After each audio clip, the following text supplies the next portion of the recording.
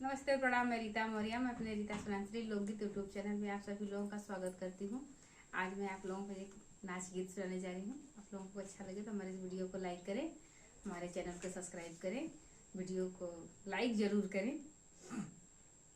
लागल बचपन के नैया तोड़ देहलू, लागल बचपन के नैया तोड़ देहलू, काहे बकरी चरावल गोरी छोड़ दिहलू, काहे बकरी चरावल गोरी छोड़ दिहलू।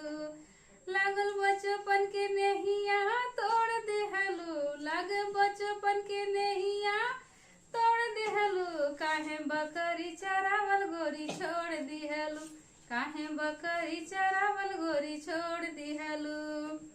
तोहरा संग पापा मोर देख लिहल, तोहरा संग पापा मोर देख लिहल, ऐसे पापा जी बकरिया बेच दिहल, ऐसे पापा जी बकरिया बेच दिहल।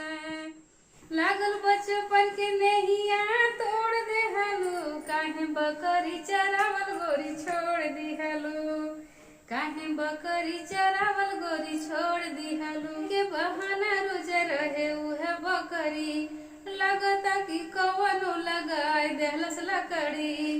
बिलाई के बहाना रोज रहे उहे बकरी, लगता कि कवनो लगाए देहलस लकड़ी। हम तो जानी मुँह हमसे मोड़ ले हालो, हम तो जानी मुँह हमसे मोड़ ले हालो, काहे बकरी चरावल गोरी छोड़ दिहलू, काहे बकरी चरावल गोरी छोड़ देहलू।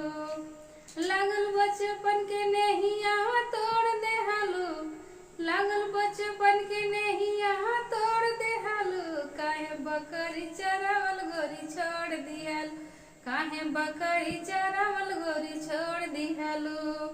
तोहरा संग भैया मोर देख लिहल, तोहरा संग भैया मोर देख लिहल, ऐसे भैया जी बकरिया बेच दिहल, ऐसे भैया मोर बकरिया बेच दिहल, ऐसे भैया मोर बकरिया बेच दिहल।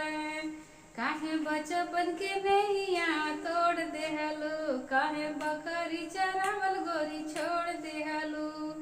तोहरे संग चाचा मोर देख लिहल, ऐसे चाचा जी बकरिया बेच दिहल, ऐसे चाचा जी बकरिया